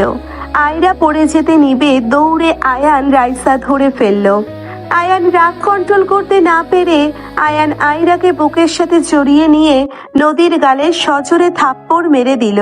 নদী ধাক্কা দিয়ে সরিয়ে দিল। আয়রা পড়ে যেতে নিবে দৌড়ে আয়ান রাইসা ধরে ফেলল।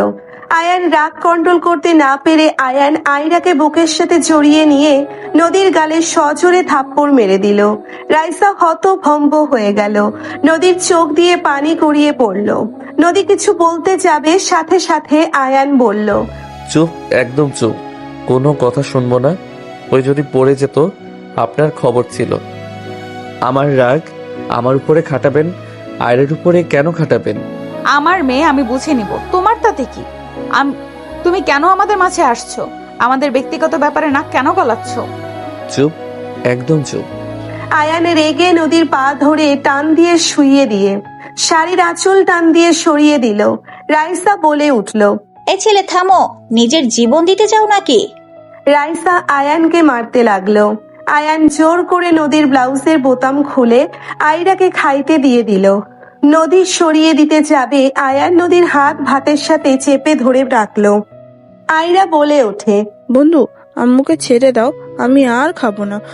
বন্ধু আম্মু ব্যথা পাচ্ছে, বন্ধু আম্মুকে ছাড়ো। কলার ধরে টান দিয়ে সজোরে ঠাস ঠাস করে থাপ্পড় মেরে বলল, ফালতু ছেলে, তোর এত বড় সাহস! তুই বসের সাথে, ছি, তুই এত নোংরা! আমি তো তোকে ভালো ছেলে ভেবেছিলাম, এখন বুঝলাম কেন তোর বউ তোকে ছেড়ে গেছে। তুই তো আসলে একটা সাইকো। এখনই আমি তোকে জেলে দিব। আয়ান রাইসার হাত সরিয়ে দিয়ে বের হয়ে গেল। নদী কান্না করতে লাগলো। রাইসা এসে বলল, এই জন্য বলছিলাম ম্যাম, ছেলে মানুষকে বিশ্বাস নাই। ছি, কত খারাপ একটা ছেলে! এভাবে একটা মেয়ের শরীরে টাচ কিভাবে করতে পারলো? ওর বউ ওকে ছেড়ে গিয়ে ভালো কাজ করছে। ও আসলে জঘন্যতম একটা ছেলে। নদী কিছু না বলে কান্না করতে থাকলো। আয়ান সবার সাথে দেখা করে 8টার দিকে হোটেলে আসলো। আয়ান হোটেলে গিয়ে রুমে প্রবেশ করলো। রাইসা বলল, খবরদার রুমে প্রবেশ করবি না, তোকে আমি পুলিশে দিব। আয়রা আয়ানকে জড়িয়ে ধরে বলে, আমার বন্ধুকে পুলিশে ধরিয়ে দিয়ে না আন্টি, আমার বন্ধু অনেক ভালো। নদী বলে উঠল, রাইসা শান্ত হও। রাইসা অবাক হয়ে গেল। আয়ান আয়রাকে ধরে খাটে চলে গেল। আয়রাকে বুকের উপরে তুলে কাতুকুতু দিতে লাগলো। আয়রা হাসতে লাগলো। আয়ান আয়রার সাথে অনেকক্ষণ খেলা করে। আয়রাকে ঘুম পাড়িয়ে দিল। আয়ান নিজেও আয়রাকে বুকে চড়িয়ে নিয়ে শুয়ে পড়ল। নদী বলে উঠল, খাবার খেয়ে ঘুমাও। ম্যাম, ওর মতো বেয়াদবকে আপনি খাওয়ারের কথা বলছেন? ম্যাম, আমার অনেক ভয় লাগছে। ওই যদি রাতে আমাদের উপরে হামলা বসাবে না, তুমি চিন্তা করো না। ওই তোমার দিকে ঘুরেও তাকাবে না। আয়রা কান্না করছিল আর ফেলে দিতে নিয়েছিল দেখে রাগে এমন করছে। ম্যাম, আপনি কি ওকে আগে থেকে চেনেন নাকি? ওর এমন জঘন্য কাজ করলো আর আপনি কি না? বাদ দাও, খাও। আয়ান খাবে না নাকি? খেয়ে এসেছি, ঘুমাতে দেন, ডাক দিবেন না। আয়ান আয়রাকে জড়িয়ে ধরে ঘুরে শুয়ে থাকলো। নদী রাইসা খাবার খেয়ে কাজ করতে লাগলো। দুটোর দিকে আয়ানের শীত লাগলে নদী উঠে গিয়ে দুইজনের গায়ের উপরে কাঁথা দিল। আয়ান নদীর হাত ধরে ফেললো। নদীর হাত বুকে জড়িয়ে ধরলে রাইসা বলে ওঠে, ম্যাম লাথি মারেন, ঘুমের ঘোরে আপনার হাত ধরে আছে। নদী আস্তে আস্তে হাত ছাড়িয়ে নিয়ে চলে আসতে নিলে আয়ান ঢুকবে কান্না করে উঠল। নদী চমকে উঠল। নদী রাইসা অবাক হয়ে গেল। আয়ান ঘুমের ঘোরে কান্না করতে লাগলো আর বলতে লাগলো, মা, মা আমাকে একটু ভালো কেন বাসো না? মা, তুমি আমাকে একটু বুকে টেনে নাও না, আমার অনেক কষ্ট হচ্ছে। আয়ানের কথা শুনে নদীর চোখ দিয়ে পানি গড়িয়ে পড়তে লাগলো। আয়ানের মাথার কাছে বসে নদী বলতে লাগলো, আয়ান, এই আয়ান, আয়ান। নদী ধাক্কা দিলে আয়ান লাফ দিয়ে উঠে পড়ল। নদী আয়ানকে ধরে বলল, তুমি দুঃস্বপ্ন দেখছিলে। নদীকে দেখে আয়ান হাত সরিয়ে দিয়ে বলল, ম্যাম, আমার আশেপাশে আসবেন না তো আপনাদের বেডে যান, আর আমাকে স্পর্শ করবেন না। তুমি আম্মুকে মিস করলে কেন? তুমি ওই বস্তিতে থাকো, তুমি আম্মুকে ছাড়া কিচ্ছু বোঝো না, তাহলে কেন তুমি ঢাকা শহরে থাকো? আমি কাউকেই মিস করি না। আমার এই দুনিয়াতে কেউ নেই, আমি এই দুনিয়াতে একা, আমার আল্লাহ ছাড়া আমার কেউ নাই, কাউকে মিস করার প্রশ্ন আসে না। যেভাবে জীবন চলছে আলহামদুলিল্লাহ, এখন শুধু আল্লাহর কাছে একটাই চাওয়া, আল্লাহ আমাকে যেন নিয়ে যায়। নদী আয়ানের মুখে হাত রেখে বলল। বাজে কথা বন্ধ করো। নদীর হাত এক ঝটকায় সরিয়ে দিয়ে বলল। এখান থেকে সরবেন, আমাকে স্পর্শ করতে না করলাম না। নদী আয়ানকে জড়িয়ে ধরতে গেলে আয়ান ধাক্কা দিয়ে সরিয়ে দিয়ে বলল। সমস্যা কি আপনার? এমন ছ্যাঁচড়া কেন করছেন? আমি জানি এখন আমাকে তোমার প্রয়োজন। আমার আর কাউকে প্রয়োজন নাই, আপনি এখান থেকে যান। যদি না যান আমি এখান থেকে বের হয়ে যাব। জিদ করবে না। আপনি কেন আমাকে ধরছেন? আপনি কি বুঝতে পারছেন না আপনার স্পর্শ আমার শরীরকে আগুন জ্বালিয়ে দিচ্ছে? আপনাকে আমি ঘৃণা করি, আপনাকে আমার সহ্য হয় না, বোঝেন না আপনি? নদী আর কিছু না বলে নিজের বেডে চলে গেল। আয়ান আয়রার দিকে তাকিয়ে চোখের কোণার পানিটা গড়িয়ে পড়তে মুছে দিল। 4 দিন পর আয়রা আয়ান পার্কে বসে আছে, সাথে ইভা আয়ান আয়রাকে কোলে নিয়ে আদর করতে লাগলো। আয়রা কোল থেকে নেমে বাকি বাচ্চাদের সাথে খেলতে লাগলো। আর এইদিকে ইভা আয়ানকে বলল, চল বিয়ে করে নি, বাচ্চাটা আমাদের হয়ে যাবে। আমি ওকে ওর আম্মুর থেকে দূরে করব না। তো আমাকে বিয়ে করে নে, আমি তোকে 12টা বাচ্চা উপহার দেব, আর বেশি চাইলে তাও দিতে পারবো। এসব কথা ছাড়া কি তোর কোনো কথা নাই? ইভা আয়ানের কলার ধরে টান দিয়ে নিজের কাছে টেনে নিল। তখনই নদীর আয়সার চোখ পড়ল। নদীর আগে কিছু না বলে চলে গেল। আয়ান ইভার হাত সরিয়ে দিয়ে বলল, দেখ ইভা, এইসব বেশি বেশি করছিস। আমি আমার স্ত্রীকে ভালোবাসি, আমি তার স্মৃতি নিয়ে মৃত্যুবরণ করব, আমি আমার লাইফে আর কাউকে নিয়ে আসবো না। কেমন স্ত্রী যে স্বামীকে রেখে চলে যায়? কারণ ছিল তাই চলে গেছে। কিসের কারণ? তুই কি তাকে ভালোবাসিস নাই? আমার ভালোবাসার কমতি ছিল তাই, আর আমার ভাগ্য খারাপ, আমি কাউকে ধরে রাখতে পারি না। যেখানে আমি আমার জন্মদাত্রী মায়ের চোখে শুধু ছিলাম প্রয়োজন, সেখানে তো ওই মেয়েটা আমাকে নিঃস্বার্থভাবে ভালোবেসেছে। আমার অপমান সে সহ্য করতে পারতো না, তার মাথা গরম, সেই সব সহ্য করতে পারত, আমার কষ্ট তার সহ্য হইতো না। আমি কাউকে কিছু বলতাম না, আর আমি তার সাথে অন্যায় করেছি। আমার ভুলে আমাকে সেই ছেড়ে চলে গেছে। দোষ আমার ছিল, আমি আমার ওয়াইফকে বাদে আমার ফ্যামিলিকে বেশি গুরুত্ব দিয়েছি। আমি তাকে বোঝার চেষ্টা করতে পারি নাই। আয়নের চোখের কোণায় পানি জমাট বাঁধল। ইভা বলে উঠল, ভালো থাক, বউকে আবার মেনে নেগা, সুখে সংসার কর, ভালো থাক, আর কখনোই আমার সাথে যোগাযোগ করিস না। তুই তোর এক্স বউকে নিয়ে থাক। ইভার আগে উঠে চলে গেল। ইভার চোখ দিয়ে পানি গড়িয়ে পড়তে লাগলো। ইভা মনে মনে ভাবতে লাগলো, একতরফা ভালোবাসা কষ্ট দিবে জেনেও আমি তোকে ভালোবেসেছি, এটা আমার ভুলের শাস্তি। বেঈমান চোখ কেন কান্না করিস? তুই তো জানতি ওই তোর কখনোই হবে না, সব জেনেও তুই কেন এই পথে পা বাড়ালি? ইভা কথাগুলো ভাবতে ভাবতে চলে গেল। আয়ান আয়রার দিকে তাকিয়ে থাকতে লাগলো। 6টার দিকে আয়রাকে নিয়ে আয়ান হোটেলের দিকে রওনা দিল। হোটেল রুমে ঢুকতে আয়রা নেমে দৌড়ে গিয়ে নদীকে জড়িয়ে ধরে বলল, আম্মু আজ অনেক মজা করেছি, আমার অনেকগুলো ফ্রেন্ড হয়েছে। আয়ান ওয়াশরুমে চলে গেল। আয়ান ফ্রেশ হয়ে বের হলো। আয়রাকে নিয়ে নদী ওয়াশরুমে চলে গেল। রাইসা বলে উঠল, আয়ান ম্যামের সাথে তোমার কি সম্পর্ক? 4 দিনে যা বুঝলাম ম্যামের সাথে তোমার কোনো সম্পর্ক আছে। কোনো সম্পর্ক নাই, উনি আমার বস, এইটাই। কখনোই না, ম্যামকে আমি অনেক ভালো করে চিনি। তুমি ম্যামের হাজবেন্ড না, তা কি করে হয়? তুমি তো আমাদের অনেক ছোট হবে, তোমার সাথে আসলে কি সম্পর্ক? ম্যাম তো কোনো ছেলে মানুষকে একই রুমের তো দূর, ম্যামের দিকে তাকানোর সাহস কেউ পায় না। একজন শুধু তাকাই ছিল, ম্যাম তাকে কোম্পানি থেকে বের করছে, সাথে কোথাও জব যাতে না হয় সেই ব্যবস্থা করে দিয়েছে। আর সেখানে তুমি সেদিন ম্যামের সাথে যে নোংরামি করলে, অন্য কেউ হলে তো এতক্ষণে খুন করে গুম করে দিত। আপনার ম্যামকে জিজ্ঞেস করেন কেন আমাকে মারে না, আমাকে কেন এখানে থাকতে দিল। আয়ান বারান্দায় চলে গেল। আয়ান বাহিরের দিকে তাকিয়ে থাকলো। আয়ান আকাশের দিকে তাকিয়ে থেকে দেখতে লাগলো। 10টার দিকে আয়রা ঘুমিয়ে গেল। তিনজন বসে খাবার খাচ্ছিল। নদী বলে উঠল, রাইসা, পরপুরুষের ঠোঁটে স্পর্শ অনেক মজা লাগে, তাই না? হঠাৎ এই কথা? ভাবছি একটা রিলেশনে যাব, তুমি একটা ছেলের ব্যবস্থা করো তো। এমন ছেলে দেখবে যখন ইচ্ছা হবে তখনই নিজের চাহিদা যাতে মিটিয়ে নিতে পারি। এখন তো আর বিয়ে করার দরকার নাই। আয়ান সাহেব, আপনার কাছে ভালো কোনো ছেলে হবে? ম্যাম এসব কি বলেন? ম্যাম এসব নোংরা কথা কেন বলছেন? আরে নোংরা কথা কেন হবে, এখন এটা তো স্বাভাবিক ব্যাপার। তুমি একটা ভালো ছেলে দেখো, আর ছেলেটা কালো হলেও চলবে, ফর্সার দরকার নেই। ম্যাম আপনার মাথা গেছে, আপনি আবেগে আছেন। আয়ান কোনো কথা না বলে খাওয়া শেষ করে হাঁটাহাঁটি করে আয়রার পাশে শুয়ে পড়ল। আয়রা আয়ানকে জড়িয়ে ধরল ঘুমের ঘোরে। আয়ান আয়রার দিকে তাকিয়ে থাকতে লাগলো। নদী রাইসা শুয়ে পড়ল। নদী কাউকে কল দিল। নদী বলে উঠল, সাকিব কেমন আছিস? ভালো, তুই এত রাতে কল দিলি? ব্যস্ত মানুষ, কেমনে কি? এই সাকিব, অব্র আছে না, আমাকে যে প্রপোজ করছিল, ওর নাম্বার দে তো। আমার মনে হচ্ছে এই রিলেশনে যাওয়া ভালো। এইভাবে আর কতদিন থাকবো?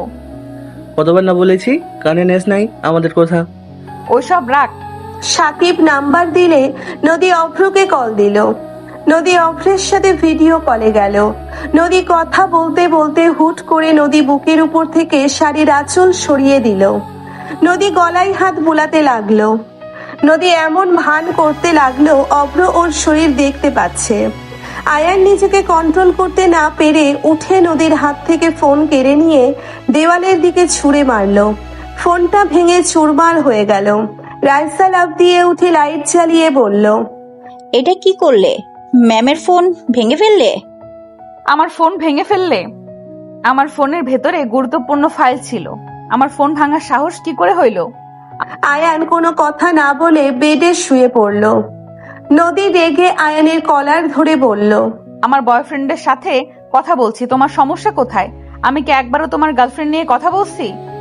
তোমার মতো আর বাচ্চাদের সামনে খেলতে দিয়ে গার্লফ্রেন্ডের ঠোঁটের মজা নিচ্ছি না। নদীর কথা শুনে আয়ান নদীর দিকে তাকিয়ে বলল, সামনে থেকে সরেন, মেজাজ গরম করেন না। আমি আপনার গায়ে হাত তুলতে চাচ্ছি না। আমার ফোন ঠিক করে দাও। আমি অব্রর নাম্বার হারিয়ে ফেললাম। ওই আমাকে কল দিচ্ছে নিশ্চয়ই। আমি ওর সাথে কিভাবে যোগাযোগ করব? তোমার জন্য আমার সাথে ওর সম্পর্ক বিচ্ছেদ হয়ে গেল। তুমি আমার ফোন ঠিক করে দাও। আয়ানকে রাগাতে লাগলো নদী বারবার অভ্রকে নিয়ে অশ্লীল কথাবার্তা বলতে লাগলো। আয়ান সহ্য করতে না পেরে আয়ান রাগে নদীকে টান দিয়ে খাটের উপরে ফেলে দুই হাত চেপে ধরে ঠোঁট জোড়া নিজের দখলে নিয়ে নিল। রাইসা চোখ বড় বড় করে ফেলল। আয়ান ঠোঁট ছাড়লে নদী বলে উঠল, আমাকে কিস করলে কেন? আমার উপর থেকে ওঠো। ওই ইভা মেয়েটাকে কিস করলে তৃপ্তি মেটে নাই। ছাড়ো আমাকে, না হইলে। আয়ান নদীকে আর কিছু বলার সুযোগ না দিয়ে কিস করতে লাগলো। রাইসা লজ্জায় বলে উঠল, আরে হচ্ছেটা কি? এই ছেলের লজ্জা শরমের মাথা খেয়েছো নাকি? রাইসার কথা শুনে আয়ানের জ্ঞান ফিরল। আয়ান তাড়াতাড়ি করে নদীকে ছেড়ে দিল। নদী রেগে মারতে যাবে, আয়ান সাথে সাথে হাত ধরে খাটের উপরে ফেলে দিয়ে বলল, ইভা আমার ফ্রেন্ড, এর বাহিরে কিছুই না। চুপ করো। তুই বাচ্চাদের সামনে ওকে কিস করছিস, আমি কি দেখি নাই? রাইসা, ও চলো। হোয়াট? আমি আবার কখন ইভাকে কিস করলাম?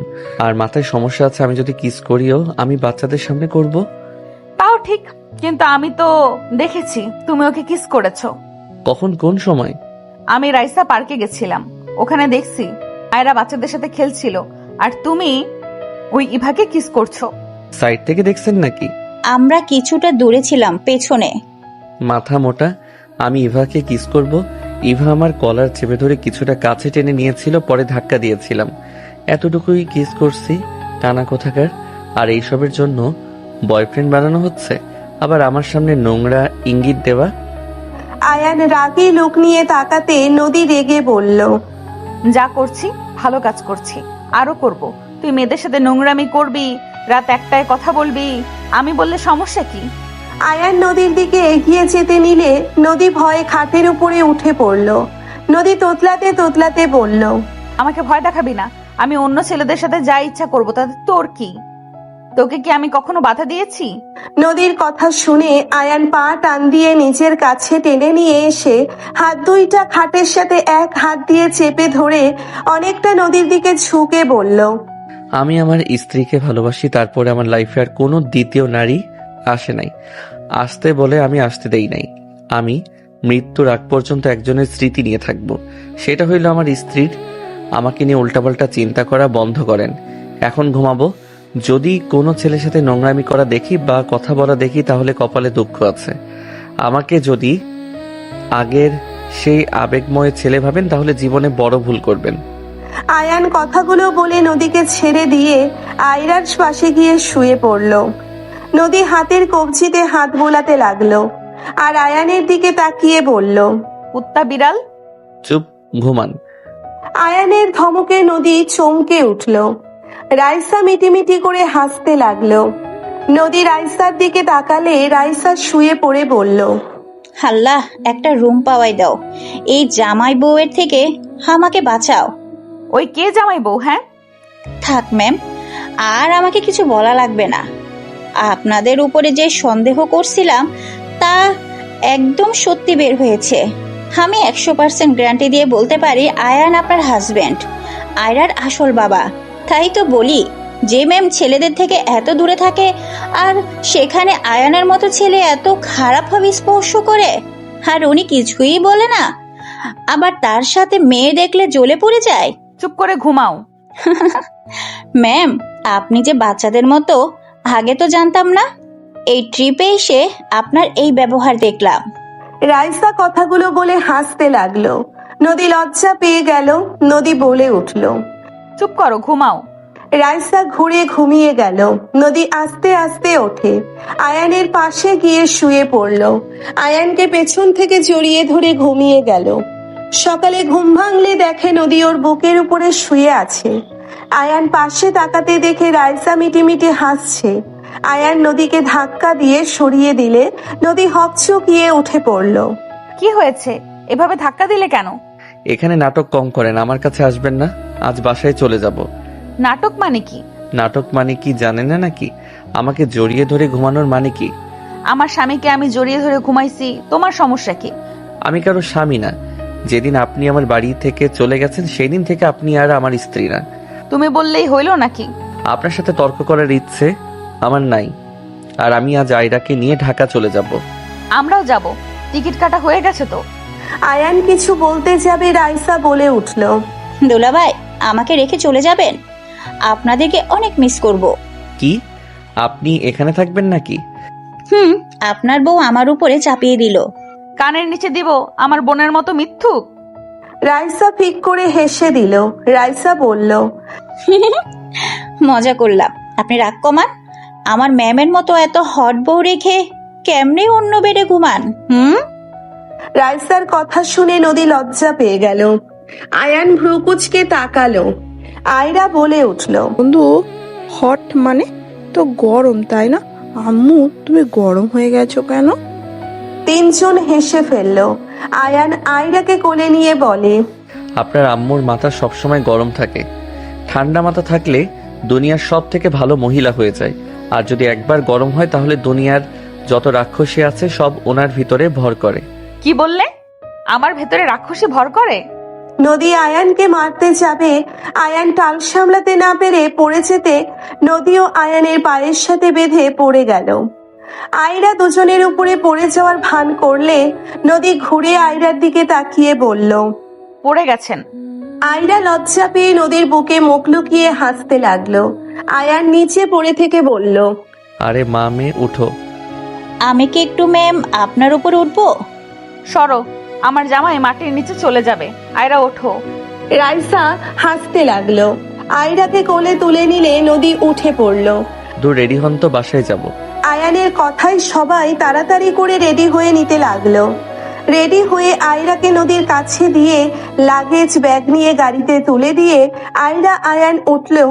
রাইসা নদীকে আয়ানের পাশে বসিয়ে দিয়ে বলল, এভাবে জামাই বউ দূরে থাকলে শয়তান ঢুকবে, সাথে সম্পর্ক যতটাই মিল হতে যাবে তার থেকে কয়েক গুণ শয়তান দূরে সরিয়ে দিবে। দিগ্গা, এর সাথে থাকা আমার লাগবে না। কি বললে? যা শুনছেন তাই। রাইসা ছাড়ো, আমি তোমার কাছে বসবো। রাইসা দরজা আটকিয়ে দিয়ে পেছনে উঠে পড়ল।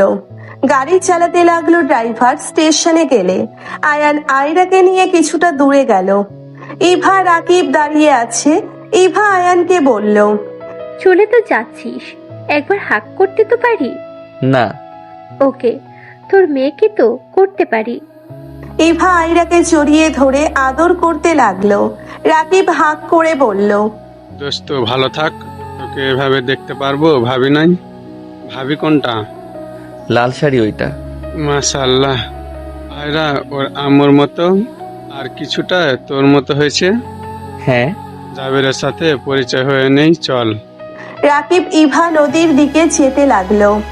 রাকিব ইভা বলে উঠল, আসসালামু আলাইকুম ভাবি, কেমন আছেন? আপনি হয়তো আমাদের চিনতে পারছেন না, আমি রাকিব আয়ানের অনলাইন ফ্রেন্ড। ওয়ালাইকুম সালাম। জি আলহামদুলিল্লাহ ভালো আছি, আপনারা ভালো আছেন? আপনি তো মাশাআল্লাহ অনেক সুন্দর। আমার বন্ধুকে আর ভুল বুঝে চলে যায়ও না, সংসার জীবনে অনেক ঝামেলা হবে, তাই বলে এভাবে চলে যাওয়ার কোনো মানে হয় না। ফ্যামিলিতে না থাকতে পারলে অন্য কোথাও চলে যাবেন। কারো সংসার ভাঙার চেষ্টা করবে না, দুজন মিল হয়ে যান আমাদের রাজকন্যার জন্য। আয়রাকে আদর করতে করতে কথাগুলো বলল। নদী বলে উঠল, আমি মানছি আমার ভুল হয়েছিল, বাট আপনার বন্ধু তো জানতো আমার মাথা ঠান্ডা হইলে আমি সব ভুলে যাই। ওই আমাকে একবার যদি নিয়ে আসতে যেত তাহলে কি আমি আসতাম না? ওর ফ্যামিলি কখনো খোঁজ নেয় নাই। ঝামেলা ওই তো, ওর ফ্যামিলি থেকে সেদিন চলে গেছে। যেদিন আমি বের হয়েছে সেদিন ওই ফ্যামিলিকে ছেড়ে দিয়েছে। কি আয়ান এসব কি বলে? ট্রেন ছেড়ে দিবে, উঠেন। ভাবি, আয়ান আপনাকে অনেক ভালোবাসে, আপনারা এক হয়ে যান। দোয়া করেন, আর আপনারা ঢাকা গেলে আমাদের বাসায় অবশ্যই উঠবেন। দুজনের থেকে বিদায় নিয়ে তিনজন ট্রেনে উঠে পড়ল। আয়ান ইভা রাকিবের দিকে তাকিয়ে থাকলো। ইভার মুখে হাসি থাকলেও চোখের কোণায় পানিগুলো টলমল করছিল। আয়ান চোখ সরিয়ে নিল। আয়রাকে রাকিব ইভার দেওয়া গিফট দিয়ে আয়রাতে খেলতে লাগলো। তুমি 4 বছর ধরে তোমার ফ্যামিলি থেকে দূরে, আর আগের নাম্বার তুমি কি করছো? সবকিছু পরিবর্তন করে নিয়েছি। আমার কাছে তো আসতে পারতে। কারো কাছে যাওয়ার কোনো ইচ্ছে নাই। যাকে আপন ভাবি সেই আমাকে ছেড়ে দেয়। আমি আপনার পা ধরে কান্না করে থাকার জন্য অনুরোধ করছিলাম, আপনি আমার কথা শুনেন নাই। আপনাকে বারবার বলছিলাম আপনি ছাড়া কেউ নাই আমার। আগের মাথায় আমি অত কথা বুঝি নাই। এমনিতেই ভাবি আমাকে অনেক কিছু বুঝাইছিল, তার উপরে তুমি সবার সামনে আমাকে থাপ্পড় মারছিলে, যেটা সহ্য আমি করতে পারি নাই। ভাবির কথাগুলো আমার কানে বাজছিল, আর সাথে এইসব ঘটনায় আমাকে পাগল করে দিচ্ছিল। আর সেদিন একটাতে ঝাল হয়েছিল, আমি জানি না সব খাবারের সমস্যা কিভাবে হইল। একটাতে ঝাল, একটাতে লবণ বেশি। তুমি শিওর? হ্যাঁ আমি শিওর, একটা খাবারে শুধু ঝাল হয়েছিল। তুমি কি রান্না করে রান্নাঘর থেকে দূরে গেছিলে? দুধ নিয়ে আসতে বাইরে গেছিলাম। বুঝেছি। কি? কিছু না। আয়ান আর কিছু না বলে আয়রার সাথে খেলতে লাগলো। নদী আয়রাকে বলল, আয়রা তুমি আর ওকে বন্ধু বলবে না। নদীর কথা শুনে আয়রা প্রকোচকে তাকালো। আয়রা বলে, না বন্ধু হয়। নদী বলে উঠল, ওই তোমার আব্বু হয়। বাদ দাও, যেটা বলতে চাই সেটা বলুক।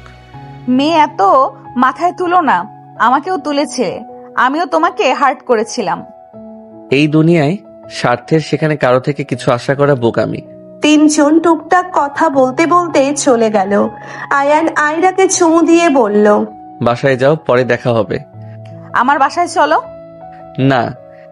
আয়ান নেমে চলে গেল। নদী আর কিছু বলল না। নদী ওর বাসায় নেমে পড়ল। রাইসাকে নামিয়ে দেওয়ার জন্য গাড়িতে পাঠিয়ে দিল।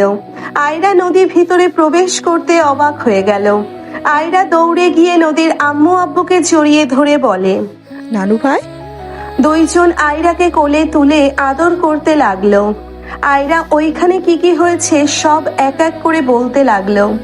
আয়ানের বাবা মা রাফি আয়রার কথা শুনে খুশিতে চোখে পানি চলে আসলো। আয়ানের আম্মু আয়রাকে কোলে নিয়ে বলে, দাদুমণি আমাকে বলো কি কি মজা করলে। আয়রা অবাক হয়ে বলে, আপনি শুনবেন? আমিও শুনবো। নদী কেমন আছো? ভালো ভাইয়া, আপনি কেমন আছেন? ভালো আছি। সাথী ওই নদী। রাত্রির কথা শুনে সাথী মেয়েটা বলে ওঠে, আসসালামু আলাইকুম। আপনি আমার বয়সে বড় হবেন, বাট সম্পর্কে আমি আপনার বড় যা। ওয়ালাইকুম সালাম। বড় যা মানে ভাইয়া? রূপা ভাবি কোথায়? ডিভোর্স দিয়েছি। হোয়াট? নদী জি, কেমন আছেন আপনারা? ভালো মা। নদী আমাদের ক্ষমা করে দাও। নদী আমি তোমাকে অনেক জ্বালাইছি। আমি তোমাদের নিয়ে যেতে এসেছি। সরি, আমি আর ওই বাসায় যাব না। আমার স্বামীকে আমি পেয়ে গেছি। আপনার বাড়ি নিয়ে আপনারা থাকেন। নদীর কথা শুনে আয়ানের আব্বু আম্মু মাথা নিচের দিকে করে। আয়ানের আব্বু বলে উঠল, নদী, আরেকবার কি সব ভুলে এই বুড়ো বুড়িটাকে ক্ষমা করে দেওয়া যায় না? নদী, আয়ান কোথায়? বেআইন বলল আয়ান নাকি তোমাদের সাথে গেছে।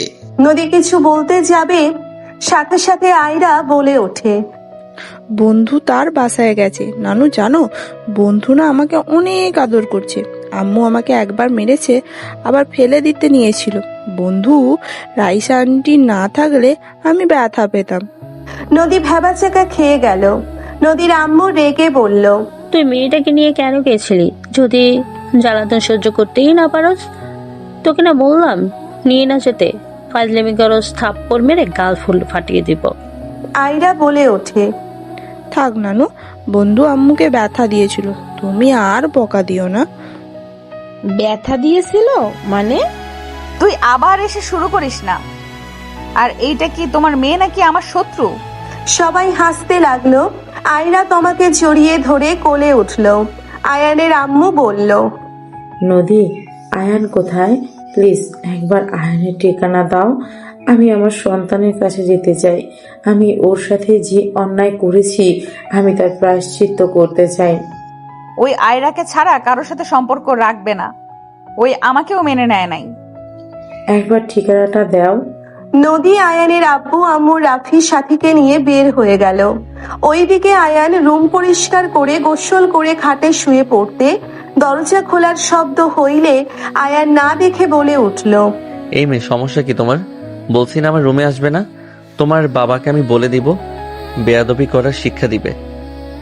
কোন মেয়ে সমস্যা করছে? নদীর কথা শুনে আয়ান লাফ দিয়ে উঠে দরজার দিকে তাকাতে থমকে গেল। আয়ানের আব্বু আম্মু দৌড়ে এসে আয়ানকে জড়িয়ে ধরে হাউমাউ করে কান্না করতে লাগলো। আয়ান সামনের দিকে তাকিয়ে আছে নদীর দিকে। নদী বলে ওঠে, আমি আসতে চাই নাই, ওনারা জোর করলো তাই এসেছি। আয়ান বৌমার কোনো দোষ নাই, আমরা জোর করেছি দেখে নিয়ে এসেছে। আয়ান আমাকে ক্ষমা করে দে। আমি তোর সাথে যে অন্যায় করেছি আমি তার শাস্তি পেয়েছি। আমাকে প্লিজ তুই ক্ষমা করে দে বাপ, আমি তোর পায়ে ধরছি। আয়ান সাথে সাথে ওর আম্মুকে ধরে ফেললো। আয়ান বলে উঠল, এইসব কি করছেন? আপনি আমার জন্মদাত্রী মা, আপনি আমাকে এভাবে ছোট করে দিবেন না। ভাই আমাকে ক্ষমা করে দে ভাই। আমার কারোর উপরে কোনো রাগ নাই।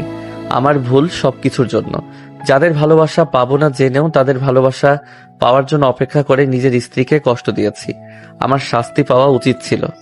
আয়ান এভাবে বলিস না বাপ, আমাদের একবার ক্ষমা করে দে। আমি কথা দিচ্ছি তোর বউকে কেউ অসম্মান করতে পারবে না। আমি আমার বৌমাকে সম্মানের সাথে নিয়ে যাব। আপনার বড় ছেলের বউ আসে নাই, সেই জানে আপনারা যে আমার বউকে নিয়ে যেতে এসেছেন। নিশ্চয়ই জানে না সেই আমার সংসারে আগুন লাগিয়ে তো সুখী আছে মনে হয়। আমি ওকে ডিভোর্স দিয়েছি, ওর সাথে আমার কোনো সম্পর্ক নাই।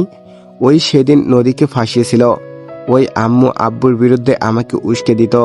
ওই একটা লোভী মহিলা ছিল, ওই আমাকে একদম শেষ করে দিয়েছে। আব্বু আম্মুকে রাস্তার কুকুরের মতো করে দেখতো, অনেক অত্যাচার করছে। আমি ওর কথায় আব্বু আম্মুকে কষ্ট দিতাম। আজ আমি যাকে জীবনসঙ্গী করে পেয়েছি, আলহামদুলিল্লাহ, নদীর মতো অনেক ভালো, সবাইকে সহজে আপন করে নিতে পারে। ওকে রেখে আসতে চাইছিলাম, জোর করে এসেছে। তার দেবরকে আর যাকে নিয়ে আসব, আমরা না নেওয়ার কে?